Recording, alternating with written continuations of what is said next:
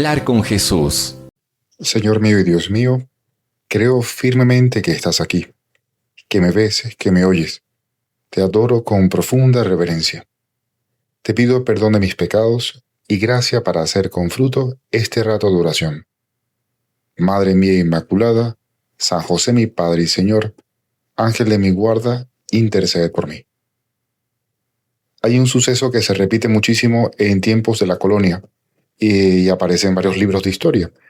Se cuenta que cuando el virrey o el gobernador encargado aquí en las Américas recibían un documento real, una cédula, incluso emanada por el propio rey en España, en Madrid, pues el que hacía cabeza aquí en las Américas lo leía y si se daba cuenta de que era un disparate o de una cosa que no le parecía o no le convenía o de algo que pensaba que no tenía ningún tipo de sentido porque no contaba con las circunstancias de estos lugares, solemnemente convocaba a los funcionarios y allí en el cabildo, en la audiencia, decía, se acata pero no se cumple. Es decir, no es que desconozcan la autoridad del rey, que es el que está diciendo lo que está diciendo, el que envía aquel escrito, pero aquello no se aplicaba y terminaba archivado en un cajón. Y se cuenta que esto se hizo muchas veces. Se acata, pero no se cumple. Y esto por personas que habían recibido cierta potestad, que debían ser los representantes del rey aquí en estas tierras.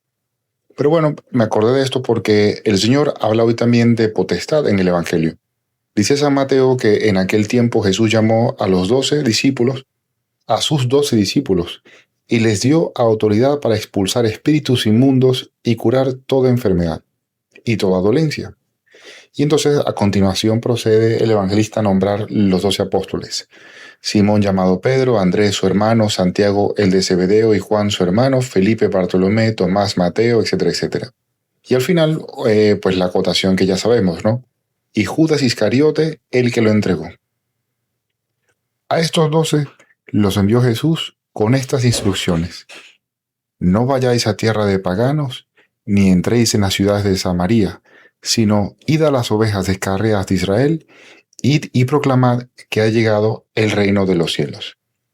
Es decir, que el esquema del Evangelio de hoy es muy sencillo.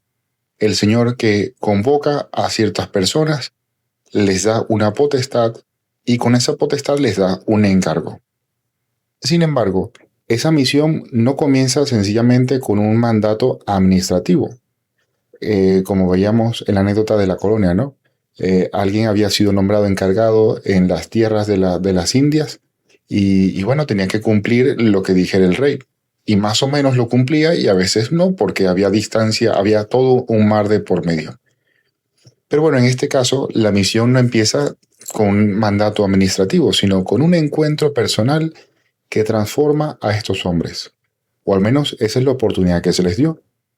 El ser apóstol no es solamente un encargo, no es simplemente realizar una tarea, sino que es mucho más. Ser apóstol es revestirse de esa misma caridad de Cristo, hasta el punto que dice San Pablo que hay que llegar a ese extremo de la identificación con el Señor que él dice en Gálatas 2:20, ya no vivo yo, sino que es Cristo que vive en mí. Los apóstoles no sintieron una llamada a ser meros funcionarios. La llamada abarca no solamente un horario de 9 a 5, sino que abarca toda su vida, todos los aspectos de su existencia. Y del mismo modo sucede contigo y conmigo. El Señor a ti y a mí nos llama a ser sus discípulos, nos llama a ser sus representantes aquí en este mundo. Y ese trabajo o ese encargo no es sencillamente algo que el Señor nos manda a cumplir en un horario, sino que ha de abarcar toda nuestra existencia.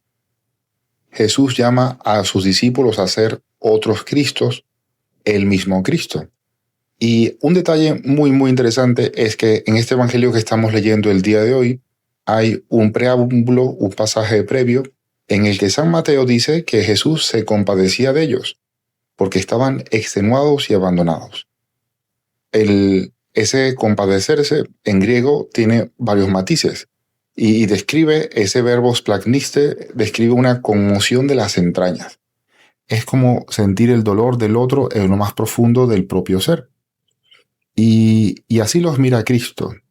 Y así espera Cristo que nosotros también miremos a los demás. El apostolado, que es el tema central del Evangelio de hoy, nace precisamente de esta mirada del Señor a esos seres queridos. Y es lo mismo que el Señor espera de ti y de mí hacia los demás. Si nuestra labor evangelizadora carece de esta compasión, de esta mirada misma de Cristo, bueno, corremos el riesgo de convertirnos en burocracia, en mera organización fría, en sencillamente esperar que llegue un mandato del rey y nosotros veremos si se acata y se cumple. Podemos decir que somos cristianos, podemos incluso llamarnos apóstoles, podemos tener cierto esquema apostólico, pero falta ese núcleo principal que es la identificación con Cristo. Tener los mismos sentimientos del Señor, que significa dejar de ver a las demás personas como números, como problemas, como posibles favores o incluso como cargas, y verlas como almas. Almas queridas por Cristo, amadas por Cristo, creadas por Dios, que necesitan desesperadamente ese buen pastor. Por eso la misión apostólica, que no solamente para ciertas personas concretas, para personas que tienen un ministerio dentro de la iglesia, sino que es una llamada para todos, es ante todo una continuación de ese amor que hemos nosotros recibido previamente de parte del Señor. Por eso a San José María le gustaba mucho aquella definición de apostolado, de el apostolado no es otra cosa que sobreabundancia de vida interior. Si tú y yo tenemos cada vez más vida interior, más amor de Dios, más afán de identificarnos con el Señor y con sus sentimientos y con sus intenciones y con su amabilísima voluntad, una consecuencia lógica es el auténtico apostolado, que es ganar más almas para Cristo. Y el apostolado se aleja así de esa caricatura que es el famoso martillo de herejes. El tener, cree uno, doctrina tan clara que sencillamente se reduce el apostolado a decir a los demás lo mal que están y lo lejos que están de Dios. Por eso, cuando escuchamos el Evangelio de hoy y se habla de una potestad recibida por los discípulos, por los apóstoles, esto en realidad no es un privilegio de poder. En realidad es una delegación que Cristo hace de su propio corazón. El apóstol es enviado para hacer lo que haría Cristo: sanar a los enfermos, expulsar a los demonios. Ahora, si tú y yo también sentimos esa mirada misericordiosa del Señor, eso nos ha de mover a tener cada vez más vida interior, más amor de Dios y por lo tanto más amor a las almas. Y al mismo tiempo, tener los mismos sentimientos de Cristo hacia los demás. Si un cristiano no puede no hacer apostolado, bueno, lo lógico es que tú y yo tengamos ese afán de acercar más almas a Dios, de tener eficacia apostólica. Pero esa eficacia en el apostolado, como estamos considerando hoy a la luz del Evangelio, depende primeramente de nuestra fidelidad a ese amor de Dios. Por eso, este Evangelio de hoy nos invita a renovar nuestra entrega personal, nuestra correspondencia a ese amor de Dios. No podemos no hacer apostolado. Eso no es un encargo solamente para ministros consagrados o para personas consagradas en la vida religiosa. Es una llamada a todo aquel que se siente mirado por el Señor. Por eso el Evangelio de hoy debe interpelarnos, que tú y yo nos preguntemos especialmente el día de hoy, ¿cómo va mi apostolado? ¿Cómo tengo afán yo apostólico? ¿Cómo quiero yo acercar todas las personas posibles a Dios?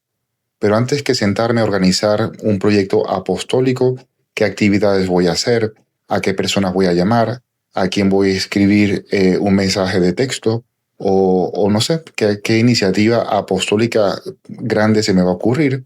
Primero tengo que hacer una pausa y preguntar, ¿yo cómo me identifico con los sentimientos de Cristo? Porque aunque pueda sonar muy cursi, ser apóstol es estar dispuesto a aprender del Señor y a dejarse transformar por su mirada.